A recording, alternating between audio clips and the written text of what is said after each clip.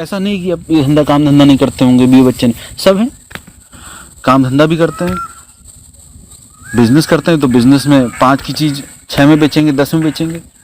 तो एक एंगल से तो ये गलत है, ठीक है भाई, 5 की 10 में क्यों बेच रहे हो, 6 में क्यों बेच रहे हो?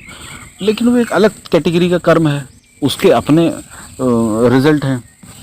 तो जो चोर है, चोर गलत कैसे हुआ भाई? उसमें रिस्क कितना भयानक है, पकड़ा गया तो सीधे जेल है, मार पिटाई अलग से, हो सकता है वो गोली मार दे, लेकिन उसका अपना कर्म है। कुछ गांव है जिनका प्रोफेशन ही चोरी है, उसके अलावा वहाँ के बच्चों को सीखते ही नहीं।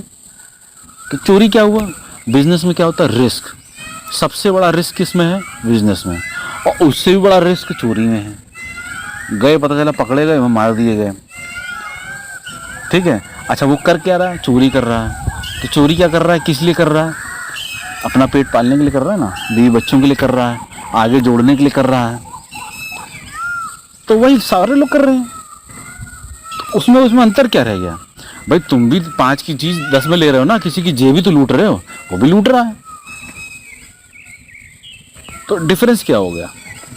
तो उसमें कर्म आपको अपना करते रहना है, जैसे भी करते रहिए, क्योंकि जहाँ आपका कर्म इन्वॉल्व होगा वहाँ पे चीज़ें गलत इन्वॉल्व हो जाएंगी अगर गलत दृष्टिकोण से देखेंगे, ठीक है भाई। मैं भी अगर कुछ बता रहा हूँ तो मुझे तो बताना चाहिए ना, मैं पैसे लेके क्यों बता रहा हूँ?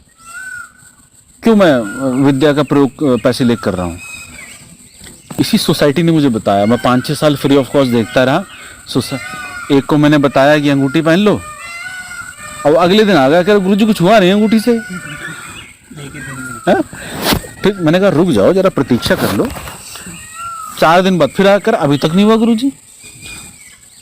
तो मुझे 5 साल 6 साल शोषित किया गया, ऐसा मुझे आभास हुआ कि इनको अगर फ्री में दे दिया जाए तो ये विद्या का दुरुपयोग करेंगे। तो इसलिए मैं इसका प्राइस रखता चला गया। पहले 500 में शिविर होते थे, फिर 1100 में, 2100 में, 5100 में, 11,000 में, अब इसके बाद 21,000 में होंगे।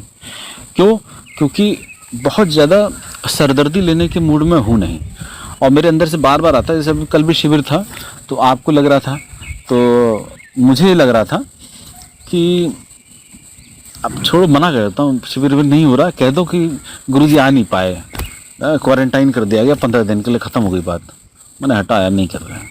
तो मेरे अंदर से क्यों आता है? क्योंकि मुझे ऐसा आभास होता है बार बार कि जो आ रहे हैं ना, वो सार के लिए नहीं आ रहे हैं। जो मैं देने को आतुर हूँ वो नहीं ले रहे हैं। वो क्या ले रहे हैं?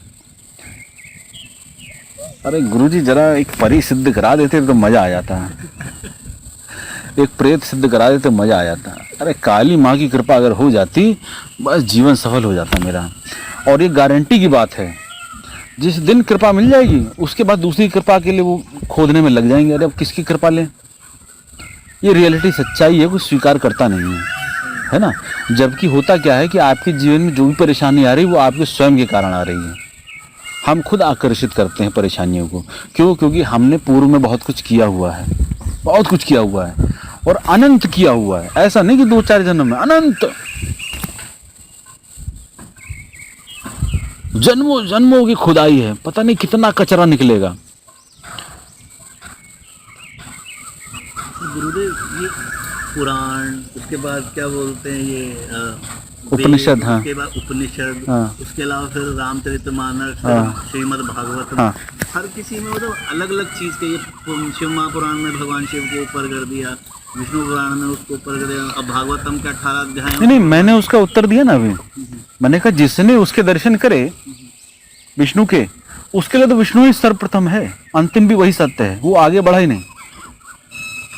हमारे नाना जी जो हैं बहुत बढ़िया तांत्रिक, बहुत बढ़िया, लेकिन नीचे वाले, ठीक है, खटकर्म वाले, हाँ, वो तो उनको अगर मैं कुछ बताऊंगा तो उनकी नहीं समझ में आई। क्यों? एक तो नीचे हो गए पहले ही, क्या कि हमारे बाद आए हमें सिखाएंगे। दूसरा क्या हो गया, एज वाला भी हो गया इसी में। तीसरा क्या हो गया कि उनका अपना स्वयं का अनुभव, कि उन्होंने कहा कि भाई राधे राधे ही है सब कुछ, उसके अलावा कुछ नहीं होता है। बाकी जब असत्य है, और जो पहुंचा हुआ होगा ना वो कहीं फंसाएगा नहीं, वो कहेगा बेटा ठीक है, अगर विष्णु की यात्रा करनी है तो विष्णु लोक में चले जाओ, देख लो एक बार, लेकिन देखना इन्वॉल्व होके मत देखना। इन्वॉल्व होके देखोगे तो तुम फिर वहीं फंसे रह जाओगे। देखने जाओ, उसको फील भी करो, अनुभव भी करो, सब कुछ करो, लेकिन उससे फिर आगे भी निकलो, है ना। कितने ही लोग हैं वो वशीकरण, एक छोटी सी वशीकरण की साधना करेंगे, पूरा जीवन उसमें निकाल देते हैं, पूरा जीवन। उसके आगे उनका सत्य कुछ है ही नहीं। कुछ लोग पैसा कमाने जाएंगे, पूरा जीवन भर पैसा कमाते रहेंगे, उसके अलावा सत्य नहीं उनके लिए कुछ, क्योंकि जो प्रेजेंट उनके पास सिचुएशन है उससे बाहर निकलने की हिम्मत किस में है किसी में हिम्मत नहीं है ना। जो मेरे पास है वो रहेगा, वो छूट ना जाए कहीं, आगे का तो पता नहीं मिलेगा कि नहीं। तो इतनी हिम्मत वो फायर देती है जिसकी मैं शुरू से बात कर रहा हूँ। मतलब बुक्स के अलावा भी आगे है। अरे बुक्स में कुछ नहीं है, मैं सही बता रहा हूँ। तो वो मानने के लिए बुक्स में क्या है कि आप अपना बुद्धि थोड़ा सा से समझदार बना लो, ठीक है, आपको समझ में आ जाए। तो बुक्स पढ़ के अगर होना होता, ये खुद थोड़ा विवेक से समझने वाली बात है। छोटा सा उदाहरण मैं कई बार बता चुका हूँ कि अगर बुक से होना होता तो कृष्ण का, भगवत गीता का कितनी सारी टीकाएं हो चुकी हैं, है ना। अभी प्रभुपाद की बात हो रही थी, कितना दुनिया भर में उन्होंने कर डाला, राधे राधे राधे राधे राधे राधे, ठीक है। तो क्यों नहीं हो रहा है, कोई दूसरा कृष्ण क्यों नहीं जन्म ले रहा है, क्यों नहीं ले पा रहा है?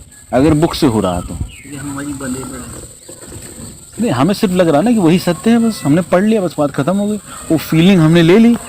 फीलिंग ठीक है, फीलिंग का भी अपना अलग विज्ञान है भाई। जब तक फील नहीं करोगे आपके अंदर वो भावना कैसे जन्मेगी, ठीक है। अब गर्मी लग रही है, प्यास लग रही है, पानी पिया, ठंडा पानी पिया आपने, तो कहीं ना कहीं वो फील आएगा ना आपको कि चलो चैन मिला, संतुष्टि मिली।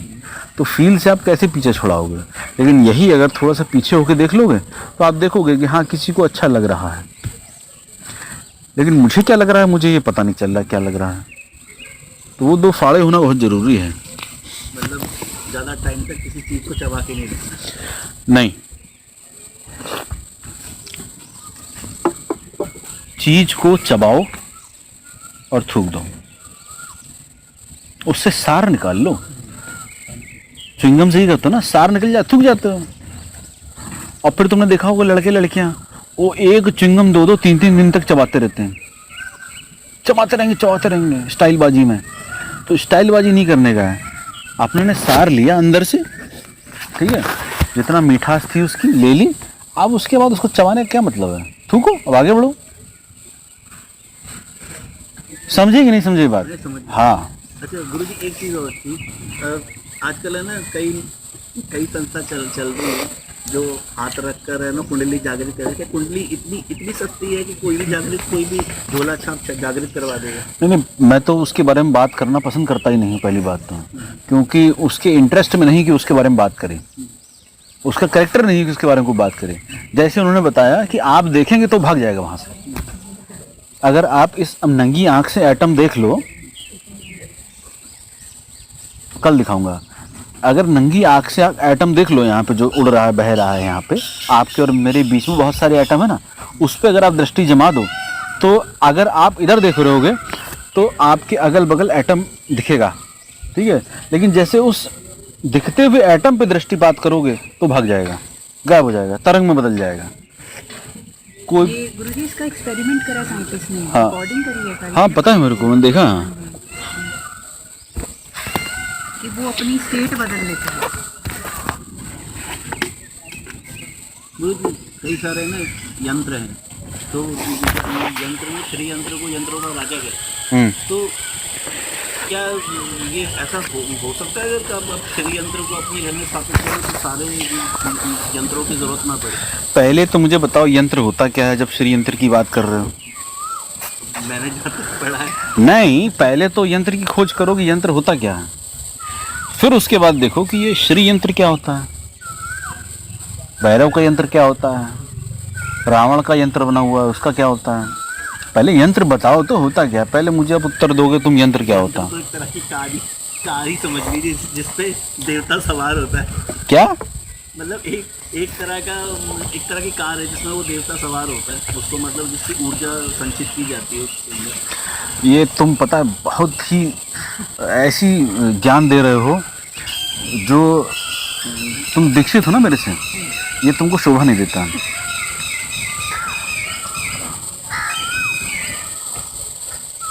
यंत्र के ऊपर मैं अलग से बताऊंगा, है ना, क्योंकि बहुत डिस्क्रिप्टिव टॉपिक है। यंत्र वो नहीं होता है जो वो आड़ी टेढ़ी रिचाएँ खींच ली और चावल रख दिए और वो दाने रख दिए और बन गया और उस पर आके बैठ गया, वो सब बहुत छोटी चीज़ है। यंत्र बहुत अलग चीज़ है। हमने तो उसके जो है